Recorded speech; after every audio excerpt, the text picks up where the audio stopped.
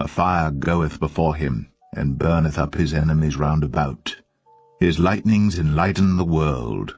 The earth saw and trembled. The hills melted like wax at the presence of the Lord, at the presence of the Lord of the whole earth.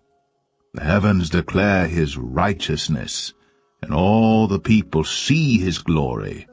Confounded be all they that serve graven images.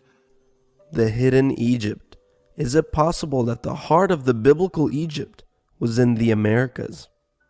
Let's talk about it. Now, when it comes to looking for the geographic locations of certain civilizations, using the description from the books that talk about these civilizations, such as the Bible talking about Egypt, one of the best clues of finding a geographic location of a civilization is to look at the description of the big famous body of water that is next to these civilizations. For example, the most famous body of water next to Egypt, according to the Bible, happens to be the Nile.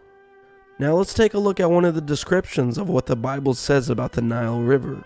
This is Isaiah chapter 11 verse 15. And the Lord shall utterly destroy the tongue of the Egyptian sea, and with his mighty wind shall he shake his hand over the river, and shall smite it in the 7 streams, and make men go over dry shod. So in the book of Isaiah it says that the Nile has 7 major streams. However, when you look up the modern African Nile, it only has 3 main tributaries, 3 main streams. But the Bible states that the Nile has 7 streams. So when discussing ancient Egypt, the focus has to be on the Nile River system of the White Nile and the Blue Nile, which is allegedly the longest river in the world at 4,132 miles long.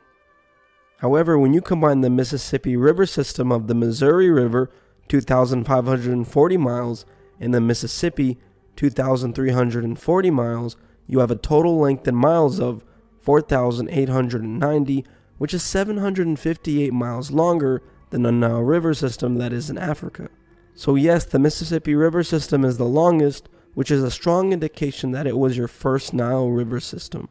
So the Mississippi River has 7 major streams, and it flows into the Gulf of Mexico, which possibly could indicate that the Gulf of Mexico was once known as the Egyptian Sea in the book of Isaiah, chapter 11, verse 15. Additional clues can be found with a quick study of the etymology of the name Missouri. You will learn that it's just a corruption of the word Mitzrayim.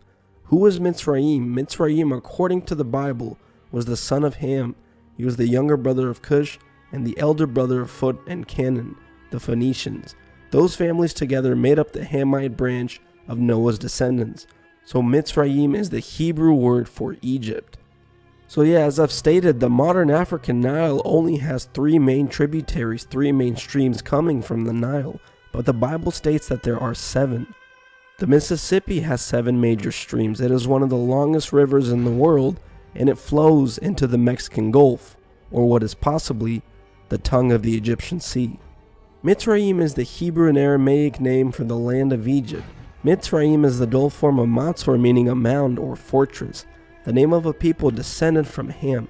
It was the name generally given by the Hebrews to the land of Egypt and its people. You have mounds found all over the Americas, but especially all up and down the Mississippi River.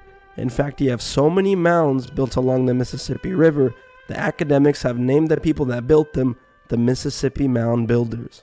This is a significant fact because mounds are associated with Mitzrayim, which is Egypt. You have virtually no mounds in Africa.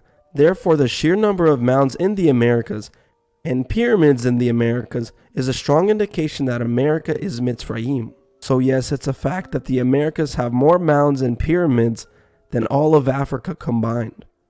Now there are more clues to suggest that the heart of ancient Egypt was in the Americas, such as the biblical reference to ancient Egyptian corn, which could possibly be referring to corn mostly from Egypt, Texas. Since corn is only indigenous to the Americas, and since Texas is still a large producer of corn, for example, in Genesis chapter 42 verses 1 through 3 it says this. Now when Jacob saw that there was corn in Egypt, Jacob said unto his sons, Why do you look one upon another? And he said, Behold, I have heard that there is corn in Egypt. Get you down thither, and buy for us from thence, that we may live and not die.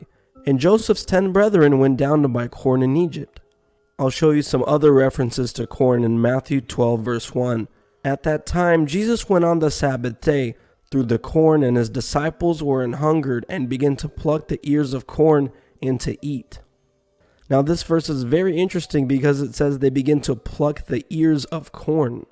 Now if you look up what an ear of corn is, it's the spiked part of the corn plant that contains kernels. Now there are arguments made that the corn the Bible is referring to is not the corn that's indigenous to the Americas, but is possibly referring to a grain of wheat. But that explanation to me doesn't really make sense, because nobody really consumes grains of wheat raw. Raw grains contain substantial amounts of citric acid, lectins, and other anti-nutrients that are actually harmful to humans. I mean, grains were grown to process into flour and to make bread. I don't think Jesus and the disciples were nibbling on grains. I think the corn it's referring to is the corn that is found indigenous to the Americas. But yeah, I hope you guys found this very interesting. Thank you so much for watching. I would love to know your thoughts in the comment section below. What do you think? Is it possible that biblical Egypt was in the Americas? Or is biblical Egypt where the world says it is? Again, big shout out to my patrons. Thank you so much for the support. And thank you to everyone watching. Please like, comment, and share. And we are out.